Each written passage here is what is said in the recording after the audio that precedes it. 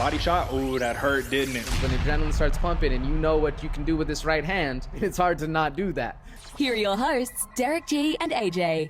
Happy belated New Year's to all the good folks out there. Welcome to 2022. It is a intriguing time for all of us because there's so much opportunity on the horizon, not only in the MMA landscape, but in our own personal lives. There's a bountiful year to be had. I can't say it enough, and I got to bring in my co-host, AJ. I got to bring in my co-host, the New Mexico native, the Santa Fe bomber. Brother, what's happening? Happy New Year's to you, brother. How are you feeling? Ooh, Derick, happy New Year's to you too, my brother, man. I'm doing very well, brother. I don't know. I'm always in good spirits for the majority of the time, brother. And 2022 has been pretty good so far. Not too bad. Had a good New Year's Eve, good New Year's night, however you want to phrase it. Yep. And what about you, brother? How'd you doing? Well, listen, man, I just came over my own little battle, my own little sickness and whatnot, just in time to get back to the show, man. Not quite 100%, but we will make do because that's what we do over here. And listen, man, I'm very excited about the optics of 2022, but at the same time, I'm not necessarily the year starts over, you know what I mean, after the new year. It's always one big grind, man. We keep going, new year, same goals, maybe a little changes, maybe just a little refinement, but at the end of the day, we're hammering down on the goals that we had already set. I don't only set goals for 1 year, but maybe 2 years, 5 years, 10 years, you know, whatever the case may be. And before we talk the 2022 MMA landscape and all that good stuff to come, I did just kind of want to put out a little bit of stuff that, you know, we're thinking about in our own New Year's resolutions, right? So if you don't mind, AJ, man, what's one of those things that you had highlighted for yourself? Not necessarily a resolution, but you're like, you know, this is something I want to pound away on. I want to work on this year. I want to work on myself. I want to work on just one aspect of my personality, one aspect of my work ethic, whatever the case may be. Tell the people, man, you know, inspire some folks. What are you thinking? Derick, I'm with you, my brother. I'm not a New Year's, new me kind of guy. I'm still sticking with the grind, brother. I've been on a 5-year plan for about a year now, just trying to work towards the goals I want. Some of the biggest things I've self-reflected and realized I need to work on a little bit more, man, is saving that 15%, man. Like Tony Robbins says, save that 15% of that money. That way you can start saving for your future going forward. I know me personally, when I get a little bit of cash, man, I like to ball out. So it's not always the best method for the bank book, man. So that's one of the big ones, as well as the other day, Derick. Since I tore my ACL about 2 years ago, I ran my first sub 7-minute mile. Nice. And woo, man, my leg is feeling it. So I'm trying to get back to that, man. Back to running that 7-minute, that 6-minute mile. I used to be super quick, man. You knew me back in the day, man. So I'm trying to get back to that. And really, that's kind of about it, brother. Other than that, man, stick to the grind, trying to hit 1,000 on this show, 1,000 subscribers, right. Trying to get up there, trying to get them numbers up. And that's really it, man. Stay studious, stay grinding, keep learning too, man. That's the biggest thing. Keep learning and keep reading and keep growing as an individual. But other than that, I've been doing that for a while, so nothing too new over here, brother. What about you? What are some of your goals and highlights you're trying to work on? Well, see, that's the key, right? You're not creating these big, crazy things. It's more of just like, all right, I already had this on track, man, but let me refine it a little bit, make sure I get to where I need to be. And in terms of the athletic pursuits, man, sometimes, as much as we want to get back to certain places where we were athletically, you know, sometimes it's about a transformation, and it's about taking, you know, the availabilities, the capabilities that we have, and just kind of molding our life towards that a little bit, man, you know. But there's no harm in trying, and that's what it's about, man. Valiant effort, indomitable spirit. That's what I'm talking about, brother. But for myself, I'll say one of the biggest things that I needed to really like highlight down, and I got a little book. I write all this stuff down, you know what I mean? And it's part of like a kind of daily journaling type situation. But one of the things that I focused on for sure was being able to stick it out and go it out and remain consistent regardless of validation or regardless of just anybody's opinion, you know what I mean? Sometimes it can get difficult when you're grinding away day after day, week after week, month after month, and maybe you're not seeing the results that you want to see, but that's okay, because once again, like I was just talking about earlier, if you're looking at things in a 60-day scale or a 3-month scale or a, you know what I mean, 6-month scale, 8-month scale, 1-year scale, that's such a small, you know what I mean, amount of time if you really think about it in the grand schemes of things. So if I'm looking at it as a 5-year scale, as a 3-year scale, whatever the case may be, well, I'm a lot closer to where I need to be than, you know what I mean, if I was looking at it in just a 1-year scale. So that's one of the biggest things. It's just like that expectation management right there, looking at things like this is a marathon, not a sprint. So as long as we just keep grinding away, man, a lot of the people are going to fall off. Look at a marathon, man. The person that runs out in the beginning of the marathon just starts sprinting out, you know what I mean? It's like, okay, you know, they're doing pretty good for a while, but come the end of the marathon, who's winning, man? What's the good old tale, AJ? The tortoise in the hare, or the tortoise in the hare. That's it, right? here. Listen, man, see, we don't play around over here. So that's one of the big things for me. But aside from that, the other things is just being trying to be a little more of a humble type of individual. You know what I'm saying? It can get easy to get caught up in the glitz and the glam and all that. But at the end of the day, listen, man, we all here just trying to get it. You know what I'm saying? Think about it. And I don't care what your job is, folks. Listen, it's 2021. You might spark a resolution to say, I want a new job. I want this. I want that. But I'll tell you what, man,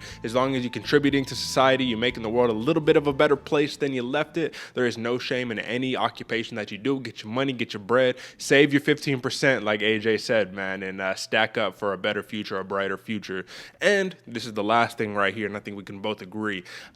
I want to spend more time doing things I love. Simple as that, man. That's the game plan right there. And I think that can kind of transition us very nicely on over to the MMA landscape of 2022, what the people are here to listen for. So, AJ, with that being said, my man, I want to start off with this, actually. So there were a lot of different championship changes in 2021, but I wanted to actually list off the original champions, the champions who began the year 2021. That means they held the belt on New Year's Day 2021, okay?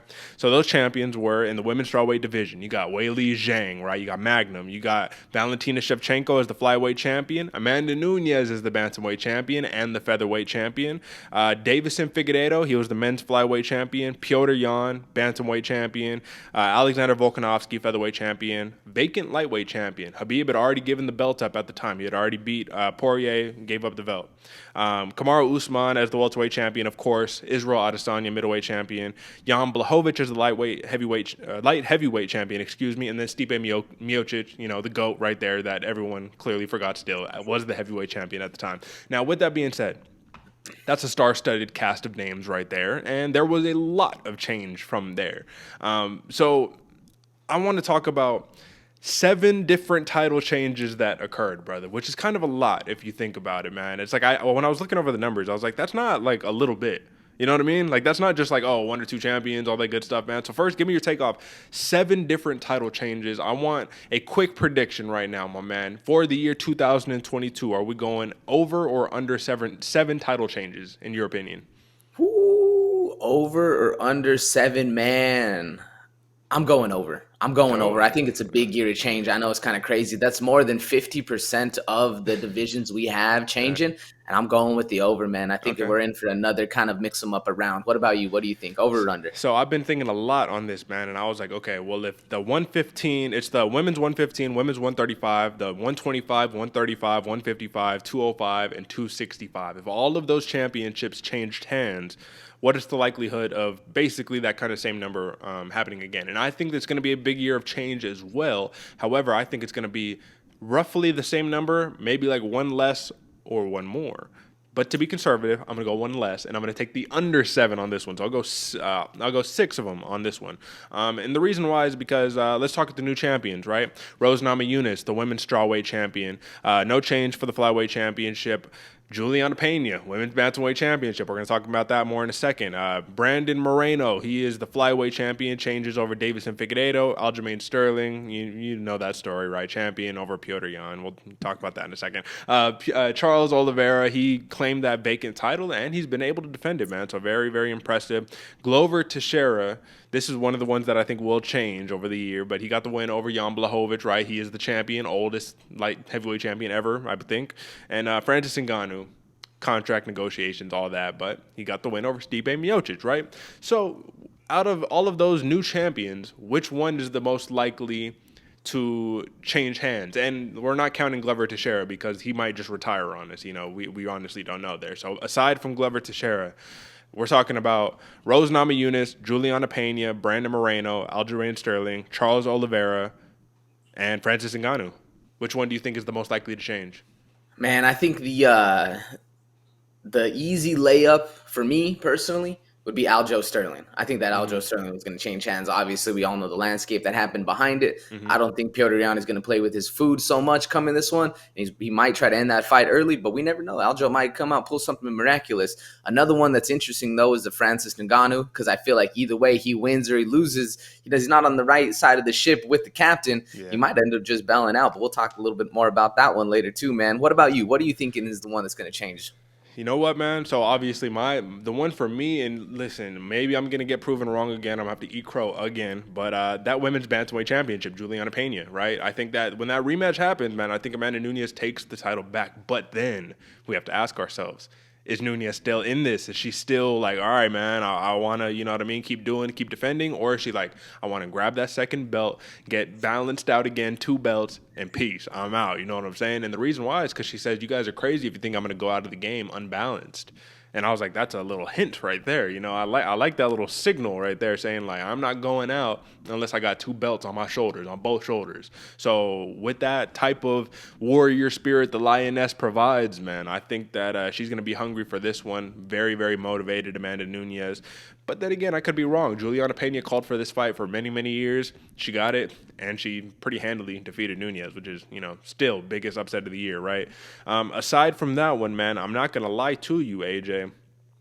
I just have a feeling someone's going to come and they're going to take that 155-pound belt, man. You know what I mean? I think that Charlie... Listen, don't get me wrong. Charlie Olives, man, he's clearly the real deal. Clearly. It's like, what more do you need to do, man? It's almost on like a 10-fight win streak, all finishes, you know? Like, what more do you need to do? But at the end of the day, if he gets somebody in there, and this is going to sound crazy because of how big of a Dustin Poirier fan, you know, or in that matchup, how big of a fan I was for him right there. I was kind of saying, you know, Dustin Poirier, he's got the spirit, the heart, you know, he's big, strong, you know, he's got the punching power, all that. If he gets him into the cage and crumples him over, it's going to be a long night. But I think there's a couple other intriguing matchups to be had and a couple hot risers in the lightweight division that are going to make it really interesting. So regardless, 135 and 155, I do believe, are going to be the hardest titles to be able to maintain over a long period of time, unless you're just unstoppable, man. And at this point, Petr Yan is the only one who's looking to lock down that bantamweight championship, because I don't know. I mean, listen, we see how stacked it is, but I don't know who could take it from the man. After what we saw against his performance against Corey Sandhagen, it's like, damn, man, like, what do you got to do to beat the man? And that is a quick question that I have for you. What do you have to do to beat the man, AJ? To beat Petr Yan, man, I guess the biggest thing, you got to put him on his butt. Put homeboy on his butt and really be the bully, kind of how we saw Julianna Peña do to Amanda Nunes, where she got her off her game and started fighting that mental ego battle. But if you're fighting the ego instead of fighting the man, it's a little easier to beat, because if you're just throwing the 1s and 2s with Petr Yan, homeboy's going to stuff you up a lot, man. It's going to be a bloody night for you. I think the easiest thing, man, put him on the ground, let him get in that deep water and kind of start feeling some crazy things. We've never really seen Petr Yan on the defense on the ground. He's really been the aggressor and been the bully for the majority of his fights.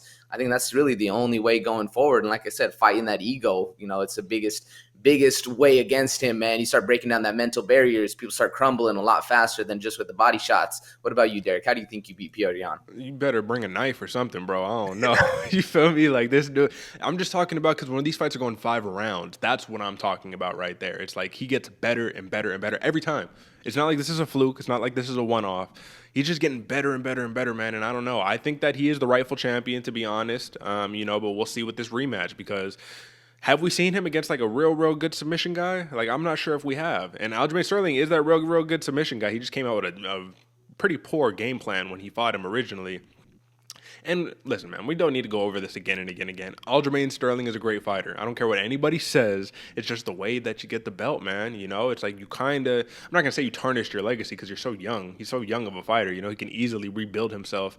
Not even rebuild himself, but rebrand his legacy. But listen, man, you got to get a definitive win over Petr Yan, man. No mercy for a reason. But I actually wanted your take too, man, because I never let you kind of give me a little feedback on that. What do you think about my pick for Charles Oliveira, title changing hands? Do you think he's going to keep it around, a couple more defenses, or what do you think is going to happen in that division? That's probably the hardest choice I have to think about, man, because that is like the most contended division. You have Makhachev, you have Benny Dariush, you got all these people, not even the greats that have been in there for a while. You know, Dustin might come back. Who knows? There's all kinds of ways that this one unfolds. I think that one is probably the one that's going to be hardest to keep around. That's going to be the hardest strap. 155, it's always been the hardest strap to keep around. We saw Khabib do it for a long time. Well, not necessarily a long time, but the majority of the time, and it's been people's recent memory. I think that one's going to change up hands a lot, man. Unless Charlie Olives can just really start growing even more exponentially than he has been, I think that one's going to be up and down, man. Yeah, I hear you. So, lastly, when it comes down to this light heavyweight championship, like I said, I'm not going to be surprised. That's the easiest one for me to assume. The title keeps changing hands, but no John Jones, clearly. If Jan Blachowicz he's not going to get a title rematch or anything like that after losing so definitively. But if Glover Teixeira decides I'm going to take like one title defense, get the pay-per-view points, and then I'm skedaddling, I'm skipping out, where does the title go? Does it go back to Jan Blachowicz? Does Dominic Reyes resurge? Is Yuri Prochazka? Is he the guy? Is who's the other dark horse in the division right now? Not Yuri Prochazka, but it's Rakic. Alexander Rakic is one of those names, I suppose. But it's who is he? Yeah, I think there's one person that we're missing that we're going to be pretty feeling dumb a little bit. You know what I mean? So I'm going to pull up the rankings while we're doing this. But just give me your take on that, man. Like with the state of the light heavyweight division, is that the most in flux division right now, or would it be the women's bantamweight division without Julianna Peña and Amanda Nunes? Oh man, I think that light heavyweight championship, that's one of the weirder ones because you're right. There's a very also kind of how the heavyweight is. There's a pretty big drop off of who it is. I think honestly, if Glover Teixeira retires, I think you got to put in Alexander Rakic versus Yuri Prochazka. It's kind of the way it's going. I don't necessarily see Dominic Reyes getting his shot, not necessarily Anthony Smith getting in there, but maybe a little bit of those old school dogs. I think the more draw of the fight has to be the Rakic versus Yuri Prochazka. Yuri's been on a rise, man, but the thing is he only fought, I believe it was one time in 2021. Mm-hmm. So we need to see him come back, get a little bit more, get that crowd going, have the weird funky hairstyles, the bowing, all that crazy shit that he likes to do just to kind of get people remembering who he was because everybody forgets, man, real fast. Everybody forgets real fast. Absolutely. I mean, you got to get Yuri with the 5G antenna hair, you know what I'm saying? Sticking up. Nah, shout out, man. Real martial arts, Bushido, come on, man. But listen, so I know the person I was missing, and I think that's going to go later into some of my predictions. But I was talking Magomed Ankalaev, bro. Come on, what are we talking about? How could you forget the man? We're going to talk about those in the predictions just a little bit later, man. But right now, that's just kind of looking at title. Right now, this is obviously like the title segment, you know what I mean? We're looking at the champions, who's going to change, what's the state of the divisions. And since you mentioned the heavyweight division real fast, let's just talk about it a little bit, man. Francis Ngannou versus Ciryl Gane. I've been breaking this matchup down more and more and more and more. The sparring footage. Have you seen some of that sparring footage that came out between Gane and Ngannou? No, I didn't know it came out. Listen, man, it was very short and it was very favorable to Ciryl Gane. But you could tell it was light sparring. It wasn't hard sparring, you know what I mean? There's a difference between when Francis Ngannou can touch you versus when he just kind of got to, paw at you a little bit. And we've seen one of the biggest takeaways that I had from it is that Francis Ngannou during this time, and we don't know when necessarily this was taken, but he looked so untechnical, so, you know what I mean, amateurish in comparison to the technicality of Ciryl Gane. But then it got me thinking, well, when he fought Alistair Overeem, was he the most technical? No. When he fought Jairzinho Rozenstruik and destroyed him in 10 seconds?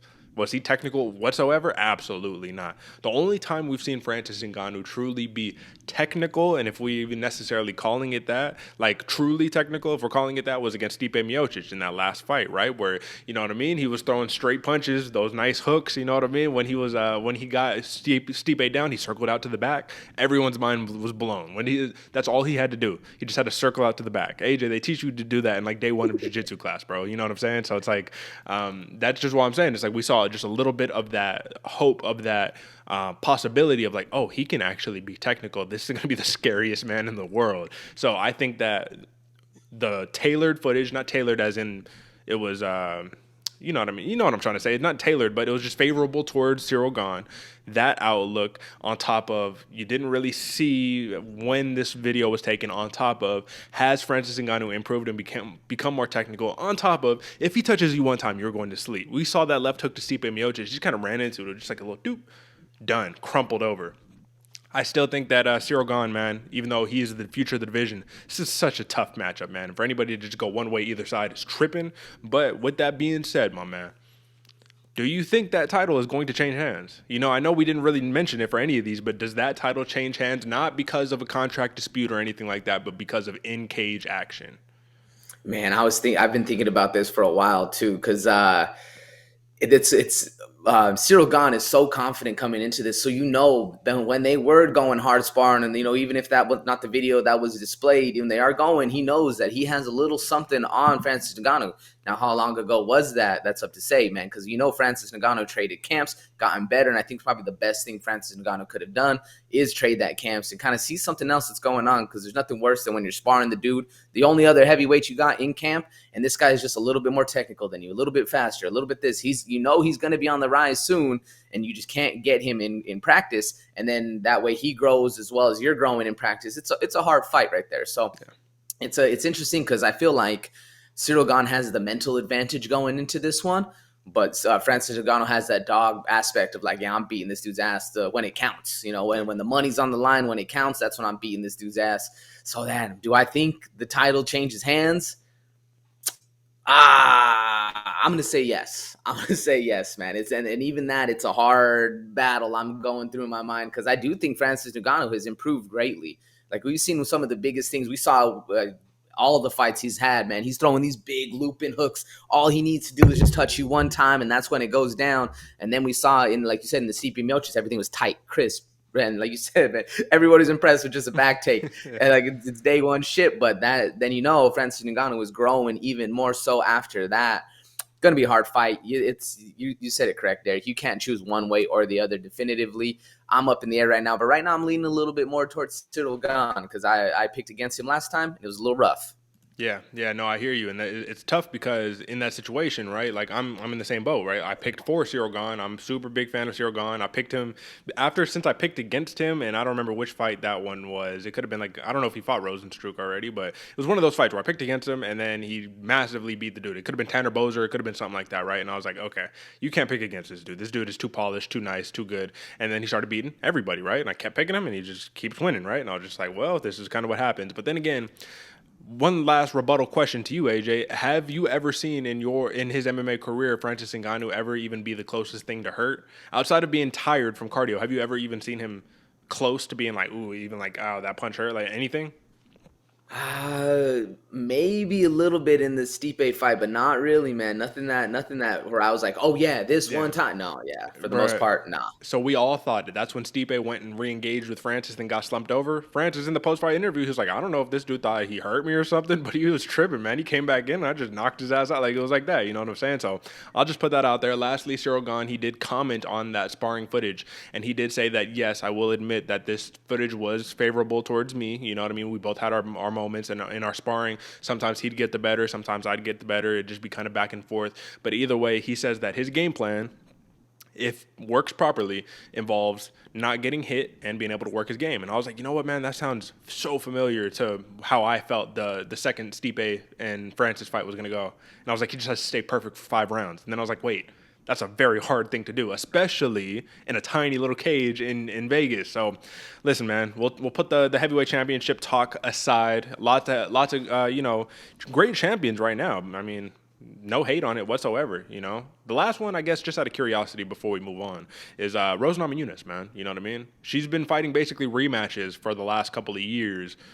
Do you think this is one of the crazy prediction that I'm kind of just like, I'm just gonna foreshadow right now. Do you think Doug Rose hangs it up in the near future? You know what I'm saying? Like, do you think she's like, all right, man, I defended my title. I got my title back. I defended it.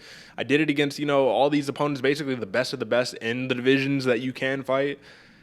That's it. I'm calling it a career. I'm going to go work on my, the thing she says she wants to do all the time. It's like a earth farm, organic earth farm or something like that. She's all about all that stuff, so it's like, hey, shout out if you could do that and then give back and still be the baddest. You know what I'm saying? I'm the best. You know it, right? What do you think? Do you think I'm far off on that? I think you're the closest we've ever seen to it, to be honest with you, Derick. I feel like this is kind of the spot for Thug Rose to be on top and kind of get the money and run. I'd hate to see it as a Thug fan, but I kind of would like to see it at the same time. You know what I'm saying? Like, and ending it on the top, it'd kind of be the best route for her. Does it happen in 2022? I'm leaning a little bit more towards no, to be honest with you. But it's I can see where you're coming from for sure. I just say, think about the circle of life. You lose the inaugural strawweight championship to Carla Esparza. You go through all of the trials and tribulations. You become a legend. You become Thug Rose. You beat Joanna and Jacek twice. You beat Weili Zhang twice. You lose to Jessica Andrade. You get a win back against Jessica Andrade. You've avenged all the losses. Only one left, Carla Esparza. Now, don't get me wrong. I don't have a record in front of me, so obviously she could have lost to somebody else that I'm just forgetting right now. But you beat Carla Esparza, you defend the belt again, and you say, all right, folks, that's it. I'm giving it up. Next person, you could have your shot. Have fun. We saw the first time she didn't really enjoy the things that came with the belt, so we'll just see. We'll just see. Then again, you don't know. She's over there trained by Trevor Whitman, so she probably like, I'm chilling with Kamaru, man. You know, we champs over here. This is what we do. So you never know. Just prediction. That's all I'm saying. All right, AJ, I'm just going to move us on to the next panel. Take that little sign down. But, folks, this is the perfect time to say, if you do dig the show, drop a like, subscribe, share the show with your friends, and what's most important is that you rate us 5 stars on Apple Podcasts and on Spotify. And folks, if you are watching, you will see in the right-hand corner, the bottom right-hand corner, a little QR code, man. So this is just our segue to saying scan it to show some love, man. If you enjoy the show, we do this each and every week. This is episode 106, giving you the information that you need. Obviously, there's no fights right now, so it's a little tough to do that. But nonetheless, send us a little something, man. $1, $5, whatever you send is appreciated. That is basically the biggest point. It is the Bloody Water Podcast, a little cash app for us. And, it just helps us pay the bills a little bit, man. You know, this stuff costs money, all of this, but we love to do it. So we do it every single week. You know what time it is, folks. So if you're just listening, I will have a link to all the stuff that I'm talking about. Or you can just go on YouTube and, watch the visual version, see these beautiful faces. What are we talking about, Either way, let's move on, AJ. All right, now it's time before the pure opinion stuff, man. I just want to ask a couple of questions, kind of like rapid fire. We'll go back and forth and just give our takes on it, man. So the first thing that I got for you, AJ, is I want to know, will the Diamond, Dustin Poirier, fight Conor McGregor for the 4th time in 2021? Or will the man move up a division? Or will he call it quits? What do you think? Ooh, I think we're more likely to see Conor McGregor fight Charlie Olives than we would see Dustin Poirier number 4. Because, why? What's it doing for us? You know what I'm saying? And to that point, what's Conor McGregor doing fighting for the championship right now after losing a whole bunch? So I think we're more. I personally don't want to see it. I don't think there's any reason to see it. I mean, there's nothing really on the line for it besides Conor's ego and the brass of the UFC kind of feeding their star child. I guess is how I want to phrase it. Their money maker. Will we see it? Maybe it's a little closer because of that. He has that kind of pull. He has that draw to get that one fight back. But then again, he gets his ass beat again by Dustin Poirier. It kind of really cuts the stock of Conor McGregor. So the way I see it, it's a lose-lose situation for Conor. I don't think we're seeing it. What about you, Derick? I got to push back because I think there's one thing that Conor McGregor brings to the table that nobody does, not even Charlie Olives. That's red panty night, dog. You know what I'm saying? So Dustin Poirier, he did it once, right? He got the Mr. Krabs going on. You know what I'm saying? Come on, bro. I'm just saying, I think you can't rule it out. And the reason why you can't rule it out is because this is a game of entertainment. And for Dustin Poirier to say, okay, let's be realistic here. I fought for the belt how many times in 2021? You know what I mean? Twice? In the span of a year, 2020, 2021. Fought for the belt twice. He was the interim champion. He doesn't know if he wants to make the climb up the hill again. He's already said it. So now he's entertaining fights like I'll fight Nate Diaz. I'll fight Conor McGregor. I'll fight these people, right? So it's that weighing those options of saying, do I want to truly have to climb up the ladder again on a stacked lightweight division, go on a 4 or 5 fight win streak? Or do I just start taking the money fights, work on my hot sauce, and call it a career, brother? You know what I mean? At this point, this dude has been at it forever. You have to count your ducks after a while, man. And I just think that unless he pulls a Glover Teixeira route and wants to just keep fighting forever, it's going to be just a difficult thing, man, to keep climbing the ladder. Think about it, man.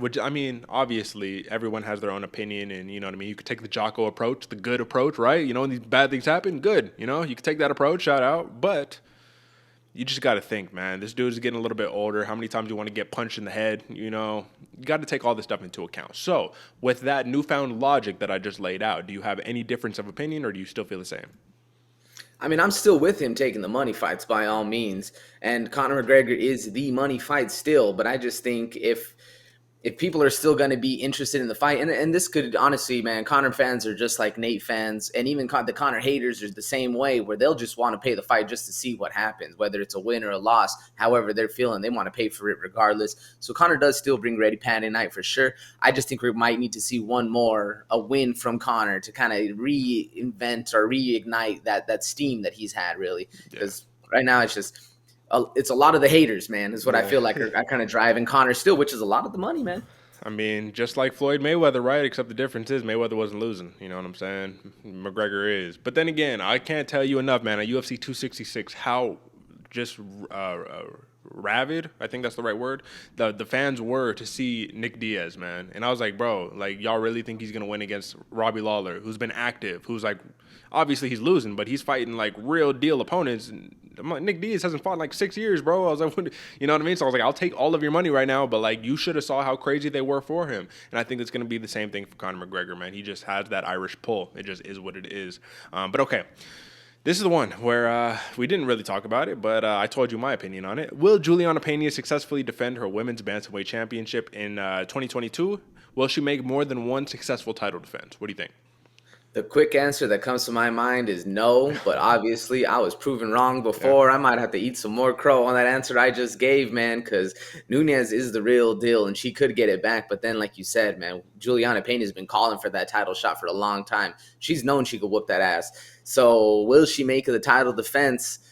Oof. It's leaning a little bit more towards yes, but man, this is another hard question you brought up, Derick, because the GOAT Nunes, man, when she's hungry and feeling it again, and she knows like what can happen, and she actually gets that head movement going and doesn't eat just 8 jabs to the face to be put out and get tired. That's a dangerous woman right there, especially because you took something from her. You know, exactly. you took something from the GOAT, man. That's a hard one to get back. I'm leaning no, man. I don't think she's gonna. I think Nunes is gonna come back and get that strap, stay balanced, and then dip. What about you? Well, not only did she take something from Amanda Nunes, she took something from her in front of her kid, and you got to think that's a debilitating feeling right there. I don't know, but I would imagine that's just like okay, I'm training my life away. This is my one sole purpose in life is to beat your ass. You feel me? Like, I don't know, maybe. I think that it should make for a good storyline, but at the end of the day, I think the chance of Nunes pulling it off as opposed to her not pulling it off is much higher. So let me ask you this. If Amanda Nunes did, you know what I mean, pull it off, right, and then retired, and then somehow Julianna Peña somehow just reclaimed the belt because there was nobody else, do you think there's a laundry list of people who could also just take the belt? Like, do you think the belt's basically a free-for-all at that point, or do you think Julianna Peña is really stiff opposition to be able to hold on to the belt? Yeah, it's an interesting one because what we've seen in history, it's proved that the women's divisions are always kind of up and down. Yeah. I mean, you could just look at a blanket statement across everybody's records. It's all pretty much up and down, close to that 40, 50% regardless. Yeah. So is Julianna Peña the real deal, and can she maintain like the GOAT? I want to say yes. Because she's proven that she can get it done. She just needs the opportunities too. But I don't have her record up in front of me. I know she has a couple different losses. Let me pull up just some names and let me see what you think. If I was all right, can she beat so and so? Right. First off, Holly Holm. Yes. Okay. Irene Aldana. Ooh, I don't know, man. Irene got those hands. Bro. I don't know. This one, I guess, just because technically still in the rankings, Aspinall. Yes. How about Ketlin Vieira? Okay, I'm gonna say yes, but that's a lot closer. And that's a Ketlin Vieira who just put it on Miesha Tate for 5 rounds, right? So that was pretty good. Mm-hmm. How about Yana Kunitskaya post-pregnancy? Mama Bear Kunitskaya. Man, she's a different breed. That's another close fight, very close fight. I think Yana pulls that one off, to be honest. How about Rocky Pennington? Raquel Pennington. I think Julianna gets her. Yeah, I think Julianna gets her. Although with the ground game that Pennington has, it might be a little more interesting. Or the ground game that Peña has, you know what I mean? I don't know. But then again, that's just the point. I just listed off those names just to say that it's it kind of is a free-for-all, man. You know what I mean? Like, any given matchup can save the day, can become the champion there. So it'll be interesting. It'll definitely be interesting. But I don't want to knock Julianna Peña, man. Like, this was unbelievable, but this felt Matt Serra-ish. And what happened? Matt Serra lost his belt, and it's not a bad thing to be a champion and then lose the belt, you know what I mean? Because at one point you were the best in the world. So let me ask you your opinion on that, man.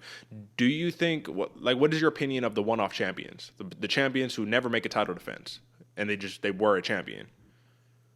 I still give all the respect, brother. The fact that you got to the pinnacle of your sport doesn't matter if you're a one-off or none, you know, or a long time goat. I guess it does change, like in the you reach another echelon of the ranking, you know, because there's all the people who have been, you know, top fighters. You got to give any fighter who steps into their respect, and then there's the ones who became champion, and then there's the goats of all time that are a little bit above that. But still, I think you are in for at least a nomination, if not an induction into the Hall of Fame, and regardless, because that's a damn hard thing to do. Yeah, and I'll tell you, man, there's a pretty good amount of UFC champions that I can guarantee you nobody has ever heard of. You know what I'm saying? Where you're like, who? Like that guy? You know what I'm saying? Like, you just go back to the archives and you're like, damn, I don't remember this dude winning the welterweight championship, but okay, right on. So with that being said right there, let's move on to a little bit of bantamweight talk, my man. Where is the Sugar Show finishing in 2022? Sean O'Malley, right? As it stands, I think he's ranked number 12. Somehow he got ranked above Ricky Simone. You know what I mean? Which I don't know. Like I said, I want to see the matchup. I think it'll be fun. I think it'll be interesting, but he's finally ranked. No more fighting unranked opponents unless he still is ranked, and now he's fighting unranked people for his number, which would still be whack. But either way, how high can the man get in the year 2022, man? Some people are calling that he's ready for a title in 2022, man. I don't think he can get past Petr Yan. I think he's a long way away from there. But I do think that he can make some waves, man, in these rankings. He could really advance if he plays it right. But then again, you're not going to be fighting probably 3 times a year unless you're just knocking people out immediately. So what do you think, man? How high in the rankings can Sean O'Malley get in 2022? Man, I think honestly, this is a different of an answer that I would normally have, but I think it's as high as Sean O'Malley wants to go. Because right now, his mentality, I don't know if it's just his mentality that he's pursuing out to the media or if it's actually how he's thinking. He doesn't want 5-round fights. He doesn't want those, man. He wants to take the slow route and keep working his way up. Kid, do I believe he can get in his top 5? 100%. I do. I think this dude can be, if not champion, fighting for the championship here within the next year, maybe year and a half, into that 2023 market. But honestly, man, I think it's as far as Sean O'Malley wants to go, whether he wants to actually do the damn thing and put it to these people that are in the top 5 and really jump up. Because I do believe he's that top, 6 to number 1 contendership, skill level. But it's if him and his team actually want to get that done and start going that route, it's a whole nother different question, man. He's very open about that. He just wants to fight people down below him. He doesn't want to fight 5-round fights. He wants to kind of chill out, start beating people up, get his money regardless, because either way, he's getting paid. He's one of those Conor McGregor figures to where if he wants to fight, people are going to pay to see him either win or lose. Even on this show, we catch some heat for just being Sean O'Malley fans, and it's just like a secondhand hate from the homie up there, Sean O'Malley. So I believe it's as high as he wants to go. But do I think he can get to that top 5? 100%. Derick, what about you? You know what? I agree with a lot of points that you just made, man. Like, I think that Sean O'Malley is he is the leader of his future. Like, he can dictate that stuff, man. It just depends on how active he wants to be, on what type of fights that he wants to take. And now that he has a number next to his name, he's garnered a little more respect, because he was like, oh, I'll call out the Pedro Munozes, I'll call out the Dominic Cruzes, but they're like, dude, you're not even ranked. Like, why are you even mentioning my name? But it's like, well, guess what? Now I am ranked. So what do you say? I don't know. I think it'll be interesting. I think that I could see him in the top 5. That's what's scary. It's like I could see him in the top 5, but then again, when I think about him fighting TJ Dillashaw, do I think he wins? No. When I see him fighting Jose Aldo, do I think he wins? No. Like, there's a lot of these fighters who are just so multidimensional and so much more experienced. I just don't think he gets the job done. I don't even know if he can get the job done against a Pedro Munoz, man. That's a tough outing right there, So him being able to beat Julianna Peña, good win, man. But I was saying that from the jump. I was like, what does this prove? This dude has done nothing at bantamweight. He was a flyweight, you know what I'm saying, who had to move up. So I think that it is true. A lot of the fighters say it themselves. They're like, yo, I don't remember who was saying it exactly, but they're basically saying that UFC fight, like inside the know, right? The UFC fighters are like, nah, man, we don't really respect Sean O'Malley or his record or any of that stuff, man, because he's not fighting the stiffest opposition, but he's talking like he's the baddest man in the room. So you always know there's a dude like that, right? We just saw, we're recording this on a Sunday, folks, but we saw Ariel Helwani yesterday on Saturday just absolutely obliterate Dylan Dennis on Twitter, man, and all he was doing was talking about like, how does it feel to be you're not good enough to fight you weren't good enough to fight a 0-0 YouTube boxer and Jake Paul, and now that he's over here doing his thing, you're still not good enough. There's this Bellator jiu-jitsu dude, all that good stuff, man. You should check it out, folks. I'm butchering it right now, but go on Twitter, Ariel Helwani, whatever the case may be, man. It was incredible. He just obliterated the man's life, man. It was something to see. But with that being said, man, I think it's going to be interesting. Sean O'Malley, man, he's an enigma. I'll tell you that much, man. He is an enigma. He's the future, probably, of the sport in terms of what the sport's going to look like for the younger generation. I'm talking about the Twitch streaming. I'm talking about the endorsement deals. You know, he got the colorful hair. He got, you know, Tekashi 6ix9ine nonsense, all that stuff, man. All right, a couple quick hitters, man. Will the Nigerian Nightmare, Kamaru Usman, retire in the year 2022? I'm thinking yes, man. Especially if he clears out the division, he has 1-2 more people that he really needs to get through till he proves that he's GOAT status. And I think he does, man. I think he retires. I think he makes a smart move of it and gets things moving. What about you? Well, let me add a second question. Do you think that he has to fight Khamzat Chimaev and defeat him handily before he can retire? I think so. Yeah, I mean, that's that. If there's one up and comer coming in your division and you leave before he did, kind of how John Jones did to I forget who it was. It was Reyes. Well, because he fought Reyes. Or was it Yuri?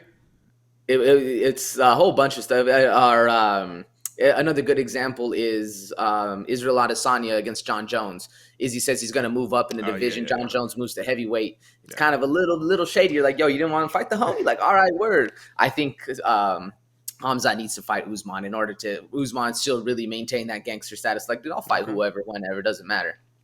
I think he gives it up, man. I think, you know what I mean? At this point, what else is there to prove? You know, if you think about it, like he had 2 title defenses going into this upcoming year, which was kind of crazy to think about when he defends the belt 3 times, man. So it's like you move that up to 5 real fast. All right, you beat pretty much all the people you need to beat. You beat Colby twice, right? You know what I mean? You ended that. You beat Masvidal twice. You ended that. Who else? You beat your old training partner, Gilbert Burns, like.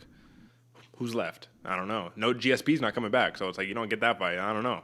How about Wonderboy Thompson, man? We're in the same division. Does he give it up? Yeah. Yeah, I think it's about time Stephen Thompson retires, man. He's just his style is so hard to figure out, but people have already. They've finally done it after how many years of him fighting the same way.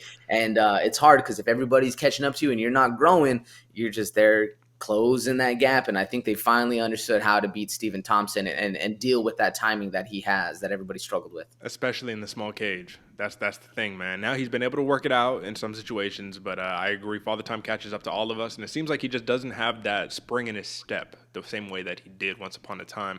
This is just 2 bad losses against fighters who are saying, why would I let you pick me apart on the feet when I can just grab you and take you down? I don't know. Even though everyone's been trying to do that, it just seems like he can't really stop it right now. So, you know, interesting take. I agree. I think Wonderboy Thompson, it's probably time to give it up. And then this is the kind of last one of the MMA questions that I have for 2022, and it's something that's a little distinct to this show because we talk about it so often, man. But we saw Chris Daukaus take his first loss in his UFC career against Derrick Lewis, man. Devastating knockout in the first round. It kind of what happens when you try to press the action against a man who's motivated. You know, Derrick Lewis was pretty motivated for this fight. But that makes Chris Daukaus's UFC tenure a little more realistic. You know what I mean? Now it's not just you're skyrocketing up to a title. Now it's like, okay, we could slow down the pace a little bit and give you a couple fights that'll get you back up. You know what I mean? Try to work towards that way. And another up-and-coming hot riser, it's someone who gets no respect except for me. I'm the only one who respects the man over here, clearly. Tom Aspinall. Will we see Tom Aspinall and Chris Daukaus finally face up on the way to a title run in 2022? Or do you think they're going to hold out on us and wait us, you know, until 2023 before they try to match these guys up? Like, what do you think? Man, I think the year and when it happens is probably the hardest thing to determine, because will they fight 100%? I think they're going to fight either for a title contention or for the actual title, depending on how things shake out up in the future. Now, does that happen in 2022, 2023? I think if we're going to see it, it's going to be later on in the year, that October, November, December time frame of these fight cards. We'll be able to see these two linking up, but I do think it's going to be at the top of the division regardless, man. I think they learn from what happened to Chris Daukaus and say, okay, we build up our prospects and we keep them going, find these old dogs, and then we let the young guns go at each other for when the money is the best to be made. Now, you don't want these dudes fighting like in the regional scene where, okay, I already know, we know who's going to win that fight. And obviously the UFC right now isn't the same regional scene I'm talking about, but it's the same idea where you don't want these dudes fighting at like number 10 and number 11. We want them fighting when they're back up top, number 2, number 3, so that way we can get the draw in of these new people that have been drawn into the sport. What do you think? Well, I want to say they're going to fight. I really want to. But let's be honest here, man. It's like the UFC hasn't necessarily shown any love to Tom Aspinall. Like, they haven't highlighted him. They haven't marketed him. Like, the man is, like, itching for a fight. You know what I'm saying? I don't know who he's fighting next, but I think they're slow rolling him so much. And I don't... Honestly, give me your honest opinion right here, AJ. Is it me? Am I deluded? Am I seeing too much value in Tom Aspinall? Or is this not literally the same story with Chris Daukaus? Like, it's like the same level of talent, in my opinion. Do you agree? Oh, yeah, no, they definitely favored it more towards Chris Daukaus. I don't know who Tom Aspinall pissed off, but it's definitely somebody, because he has great skill. I mean, we saw Andrei Arlovski fight, man. The slick submission was that, very slick, very fast, but he was beating up Arlovski on the feet, man. Yeah. Tom Aspinall got hands. He's got wrestling game. He just, I don't know, like I said, I don't know whose Cheerios he pissed in, brother, because he pissed somebody off for sure. Yeah, absolutely, man. But this show, obviously, we're a big fan of both the Daukaus brothers and Tom Aspinall, man. So listen, this is a dude he's a legit boxer, man. He came from legit boxing. So it's like when it comes to any of that stand-up game in the heavyweight division, he is that hybrid, man. Who knows? Maybe we'll see an eventual clash up between Tom Aspinall and Ciryl Gane. Who knows? We'll see. Now it's time for some pure opinion, AJ. Now it's some time for literally, man. You don't gotta have necessarily logic in this. This is just your pure opinion on the landscape of 2022. I think we can wrap this up maybe in the next like 10, 15 minutes or so, man. So I want to ask you this, and I'm not going to start off with the biggest one. I'm going to kind of tailor it a little bit to something that was very problematic, man. We saw people like Bilal Muhammad fall or have lots of issues with this. But will the UFC finally address these eye pokes, man? Will we have a rule change? Will we have an equipment change? Will there be extra points taken? Will anything happen, or are we going to just continue to let people get poked in the eye, have half their vision, and make them fight? What do you think? I don't think the UFC is going to do shit about it for the gloves. I don't think I honestly think the UFC is going to stick to it, because if they haven't done anything at this point where there's been such an uproar and there's been people that are like have legitimate gloves that are way better for this kind of thing, I think the UFC's in it for the money on that one. They already have their stuff, they have it going, they have the system they work with. It's good enough where it's going. I think the biggest change we're going to see is in the refereeing, in the points taken, in the stuff like that. Because, I mean, how often I guess in sparring it's a little different, you're using big gloves, but like it's really hard to poke somebody in the eye. Like, it's like they're very small targets that you're intentionally trying to, jab somebody at, where all it takes is a little move out of the way, and then you do poke them in the eye accidentally. A lot of those can be up for consideration, but I think it's up to the judges to really be like, all right, bro, you poked this dude in the eye like 3 times. Yeah, we're taking, point each round or whatever the case may be. I don't think the UFC brass is going to do shit about it, but I do think the judges are going to get a little bit better. What about you, Derick? Well, I think that the problem here is that I do think it's very easy to poke people in the eye, personally, man. And this is just from, like, wrestling, jiu-jitsu stuff, you know what I mean? You shoot in for a takedown, and what's the body's natural inclination? It's just a natural habit to, get away, you know what I mean? And you don't want to be that way. You want to be trained instinctively to not do that. But when it's the heat of the moment, and you're like, oh, shit, I got to get away. Look, your hand just jumps out, right? So it's like, man, I've gone in for shots where I just get poked in the eye like crazy. And I'm like, damn, bro, really? And they're like, dude, I'm sorry. And I'm like, I guess it's okay, but don't do it again. Fuck you. No, I'm just joking. I ain't gonna do nothing, man. Listen, but eye pokes are a serious issue, man, and I just think that it jeopardizes the fighter. Same thing with nut shots, man. Why do we allow 3 nut shots before somebody finally is like, all right, bro, you gotta, you know what I'm saying? Here's a point, chill, whatever. It's like you're already super duper compromised. So, do I think realistically anything will happen? Unfortunately, no. Just because this is basically ran by Dana White, and if Dana White's not down, then I mean, you know, what are you gonna do? Literally, what are you going to do? I don't know. I don't know what I'm going to do. We talk about it all day long, but at the end of the day, Trevor Whitman, he already has the Onyx gloves, man. But the problem is, and just so we're all aware and on the same page here, I suppose that the UFC wants, if like they're not gonna do a licensing deal with Onyx. They're like, we need to own the patent and we need to own the formula to your gloves. That's the only way that we're gonna do it because we want the money.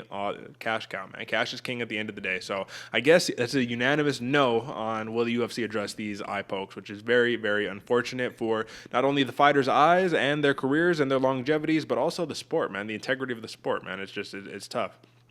Next up, man. Well, the UFC continue to showcase the Apex Center, you know what I mean, as their premier fight venue in 2022 with the up spike of the sicknesses going on around the world. COVID's going on, man. It's looking like another year of being centralized to Las Vegas, which I don't mind, you know.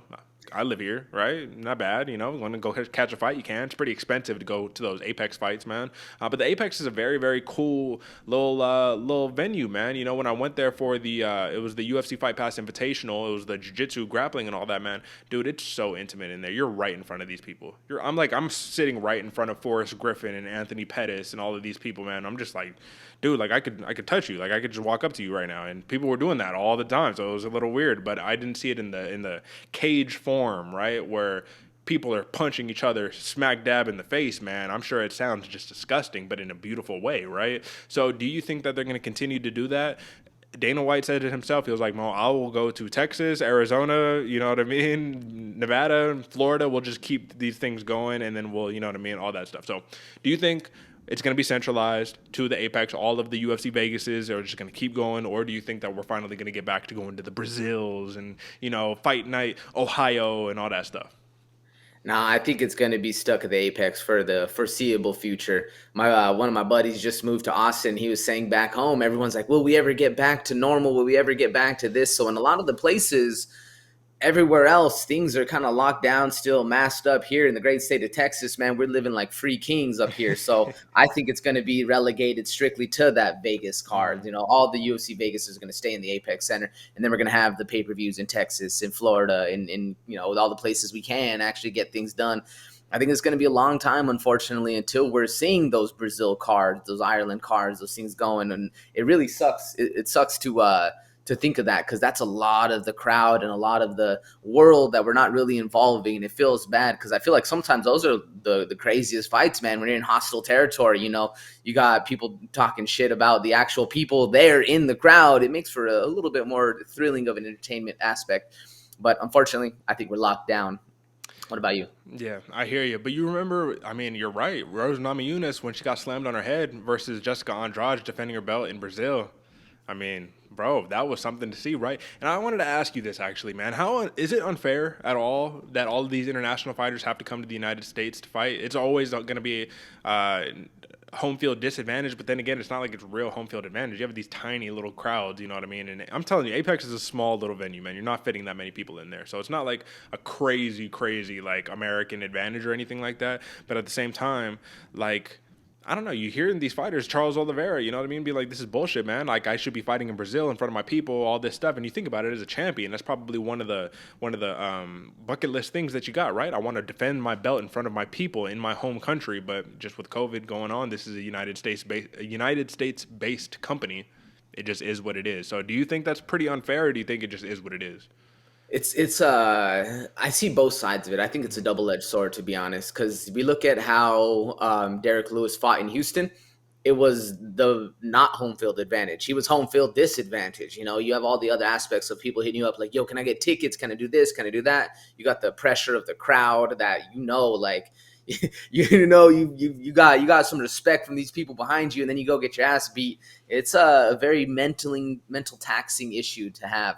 Now, that same point, having to fly in, having to do all the visa stuff, having to do all these checks, all these tests, and check all the boxes, dot your T's, cross your I's, whatever it is, get it going, and then fly in. That's really challenging for timing and for the body and for rest and all the stuff that a fighter needs to be performing at his peak level on fight night.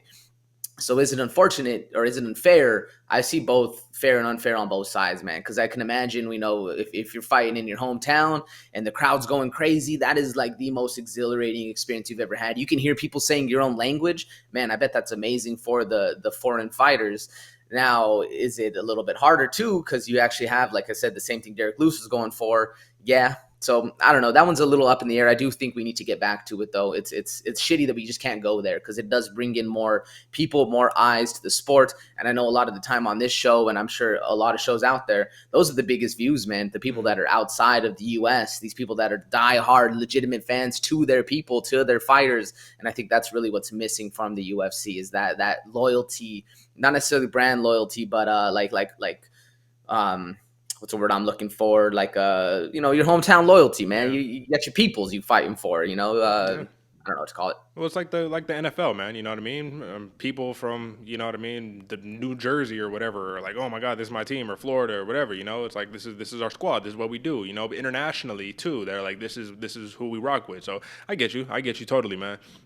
But I do think that in a way, if you like saying like, okay, well, this is what the case is, I'm just gonna go move to Vegas. I'm gonna make that my area for a little bit, man. I think it makes it more of a fair playing field for everybody because everybody's in the same climate, same location, and it becomes kind of just tournament style, Dragon Ball Z style, where it's like, all right, man, let's get after it. You feel me? So, like, I don't know, man. I have a mixed opinion on it, but I do agree. I honestly think that the UFC will maintain the Apex as the premier fight venue of 2022 just because it's the easiest thing they can do.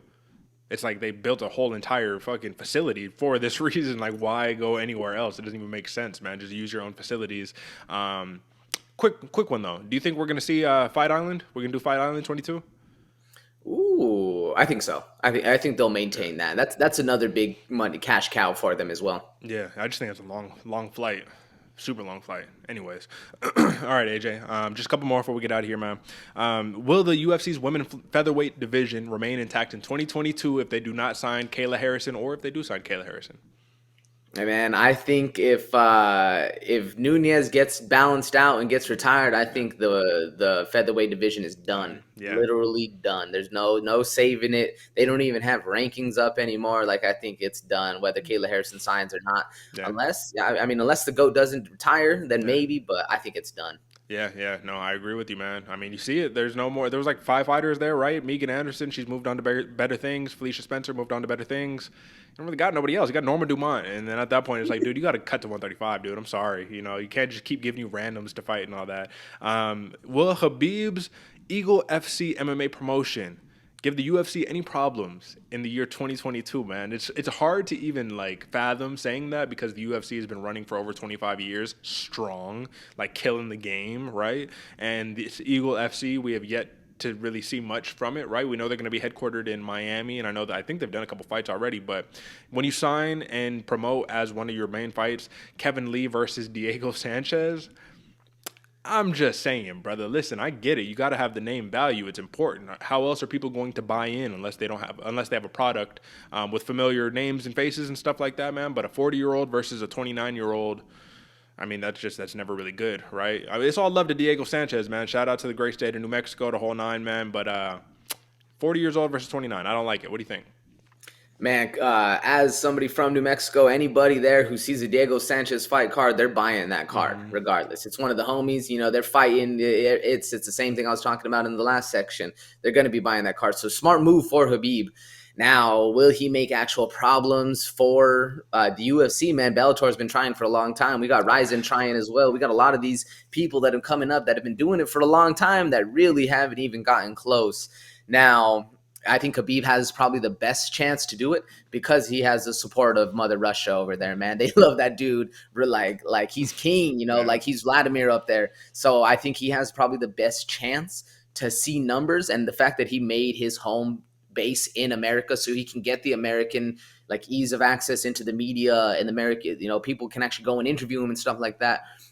Probably has the best chance, but honestly, man, I think it's going to be a flash in the pan. Khabib's going to start to see money hemorrhaging left and right, and then he's going to be like, all right, you know what? I'm good. let's go back home and do the right thing. What do you think? That's interesting because I got a little bit of a different take, man. I think that Khabib doesn't care about the money. I think that they say he lives very humbly, man. He has all those millions and millions of dollars, and he's just chilling, doing that, probably investing it all in this stuff, like saying like, well, if it's going to be difficult to get these Dagestani fighters all into the UFC, why not make my own promotion where I can bring them all into my promotion and showcase just how good the people of Dagestan, the people of Russia are? Because I'll tell you what, man, that is the next wave. That is truly, they're taking over. Those are the ones that are killing the game right now. So I think that, no, Eagle FC will not give the UFC any problems in 2022, but I do think that Khabib will learn what it's like to be a promoter, man, and I think it's going to be interesting. I think they'll make a lot of headlines. I'll say that, and I'm very excited to tune in to, what that promotion is doing, to be honest with you, man. So I think that should be fun. And then I got to move on, AJ. This is the last question that I got for you for our 2022 questions and predictions, previewing the 2022 MMA landscape, brother. What will be the biggest MMA surprise in your opinion of 2022? Oof, man, I've been looking at this question for a couple days, and the biggest surprise of 2022, man. It's a hard question to answer. And to be honest, last year we did this, man. I was way off on the question. I don't even remember the answer I gave, but I remember thinking about it. I was like, damn, what the hell was I talking about? But biggest surprise of MMA in 2022 going forth, I honestly think it's going to be seeing Julianna Peña defend her strap, man. I think if that happens and she's able to defend her strap against Nunes, doesn't get the go balanced, and then things keep going, I think that's going to be the shocker of the world. Almost like how it was a shocker for when she won the belt, but I think that's going to be the one where everyone's saying, like, damn, this girl's legit. Biggest surprise coming for us. I think everybody's counting her out. I believe she's even still a underdog in the early odds. But what about you, Derick? What's your biggest surprise of 2022 coming? Well, I'll say that's a pretty big damn surprise right there if that does happen. I'm not ruling it out, people. I'm not ruling it out. I'm just saying that people would still. I don't ask anybody. Would you be surprised to see Julianna Peña win against Amanda Nunes again, even though she's the champion? I guarantee you, most people would be like, "Yes, dude." You know what I mean? That would be crazy. However, my biggest surprise in 2022 in terms of the MMA landscape is I believe personally that. Let me set the table real fast. Let me just explain it like this. So we kind of had in like 2012, 2013 to like 15, 2016, one of those years, right? Whenever after Amanda Nunes put it on Ronda Rousey, we had what was called like the Ronda Rousey era, right? We had like the old school eras. We had all these different eras, right? We had like the Ronda Rousey era.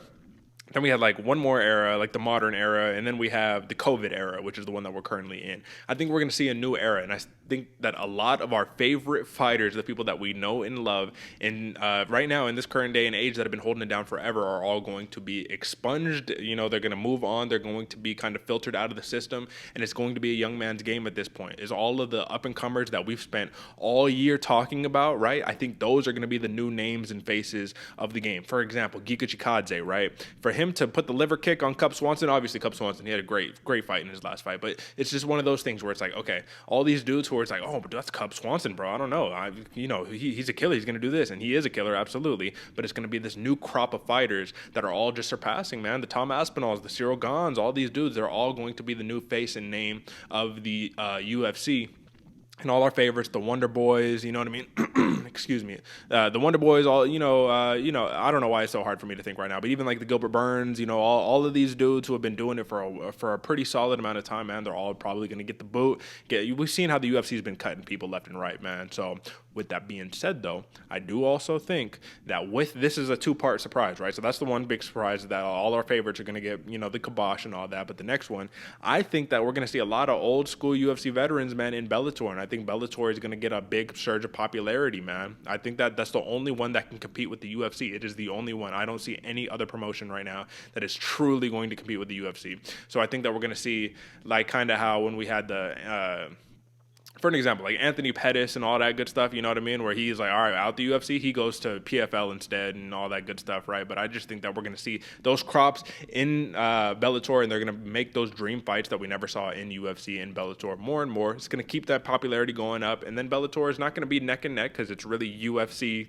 Bellator, to be honest here, you know what I mean? But I think they're going to make it a little bit closer. I'm not going to say that this is a surefire thing. This is a surprise, people, you know what I'm saying? But I say don't count Bellator out. I will just say that, man, you know what I mean? Especially when you got the Sergio Pettis who pulls off the spectacular knockout against Horiguchi, you know what I'm saying? Like, come on, there is action to be had there. We were supposed to get Rumble Johnson versus, what is it, Vadim Nemkov, I believe. But, Rumble got sick, all that good stuff. There's still crazy fights to be had. So that is my MMA. Biggest surprise right there. Not the most surprising, but I think it's still a pretty solid surprise. What do you think? Yeah, I think if they don't go to Bellator and Khabib is able to get them going, we might see some interesting stuff right there. Yeah. But I think that's the way, man. Unfortunately, the path we've been seeing in the past of once you're kind of not making the UFC any more money or not having that draw anymore, they kind of just give you the boot. It's sad to see, but this is a young man's game. Father Time is undefeated, and I agree with you, Derick. I think that's going to be the next wave of things, and hopefully either Bellator or Khabib Eagle FC can kind of get that thing going, and we still see some of these fights that should have happened in the UFC but weren't able to come together. I would like to see it, to be honest, man. I think there needs to be another realm of the fight gear that isn't just UFC. Yeah, absolutely. And excuse me, folks, for my voice breaking up right now, but I think that the PFL. All right. Yeah, sorry, folks. You got to take it over for me for a second, AJ, brother. Give me a second. Give me a second. I think the PFL has a good shot as well. And they're doing interesting things, man, with the season and the way they're going about things, having the $1 million on the line. I think if they get a little bit more promotion and a little bit more draw and actually realize, or have people, have the MMA community realize that these are legitimate fights going on, I think they have a better shot going forward. I don't know if this is where you're going with this one, Derick, but I do think that it's hard to change the UFC's media mindset, or like the not the hardcore fans, but the casual fans mindset that the UFC is king. I think it's hard to change that. And if they're able to get it done, the PFL has a good stick to them. What were you going to say? I was going to say that the PFL's $1 million incentive is definitely a great thing to bring these fighters on over. But the one thing that's going to kill, that's why I didn't mention them. I mentioned Bellator, you mentioned Khabib's promotion, even though Khabib's promotion is the newest out of all of them. But the thing that kills it for me is PFL's global scoring system, which sucks, man, because it's not using verdict. It's using your own, I don't even know what you call it. I don't even remember what they call it anymore, man. But I hate it. I think it's terrible. Most of the people hate it.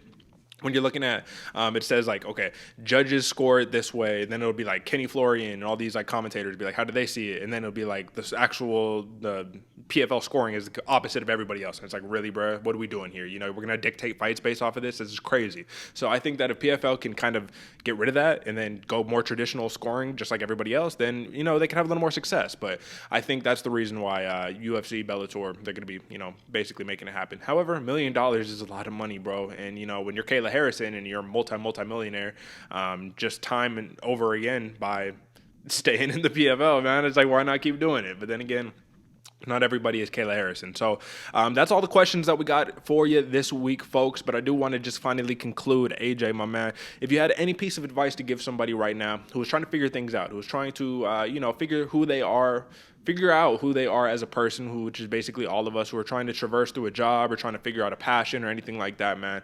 And not necessarily, once again, not a New Year's resolution, man, but what is a piece of advice that you have for the people that can kind of propel them to a prosperous and bountiful 2022? Man, the biggest piece of advice I give everybody, you feel like you're lost, you feel like you're in a rut, you feel like you're this. One, go talk to a therapist. It's good. It's not stigmatized. Go do it. Express your feelings. It is hard for men to do in general. I'm bad at it, but I'm getting better at it. But the real big advice I go tell everybody, read David Goggins' Can't Hurt Me, man. That is the best book you could ever get. And do the challenges. Don't be a bitch. Do the challenges, write the stuff down, express yourself, see how you feel in these things, man, because it's a wide opening thing. I could turn the camera and go show you my accountability mirror, man. It's a real deal thing.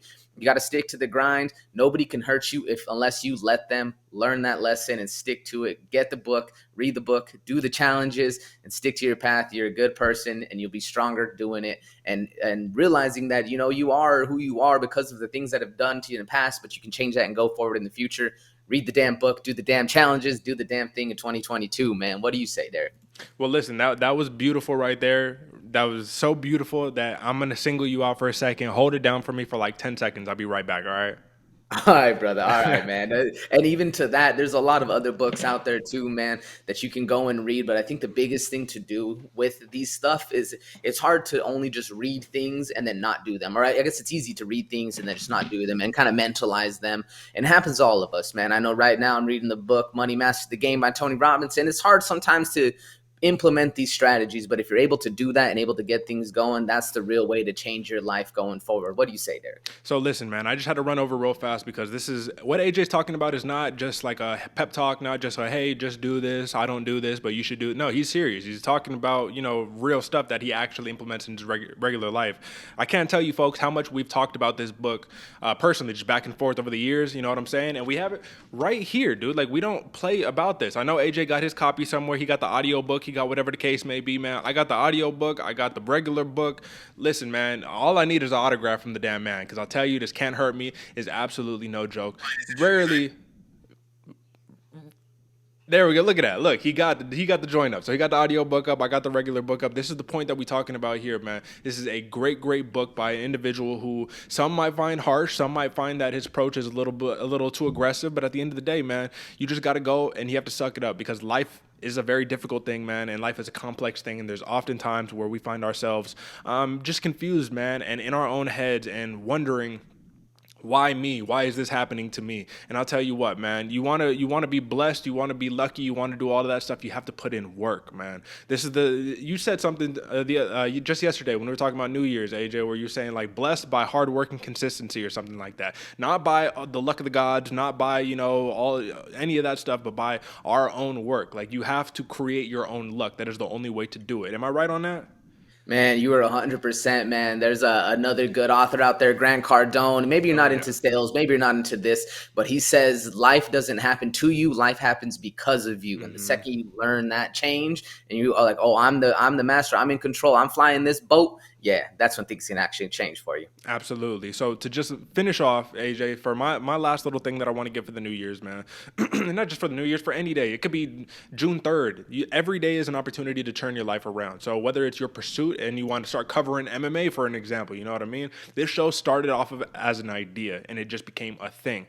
I sat in front of a camera one day, and I just looked like a fool, but I was like, all right, let me talk about MMA. I like it. I really enjoy it. You know what I mean? I hollered at my brother AJ and was like, yo, what's up, man? I got an idea for this. I didn't nearly have the technology at the time. You see clearly, folks, we've gone over camera adjustments. We've gone over different type of show layouts. We've done all of this stuff, man. And it all comes by working it one day at a time. This did not happen in 1 second. Rome was not built in a day. You know what I mean? It takes time. It takes effort. And it takes communication, man.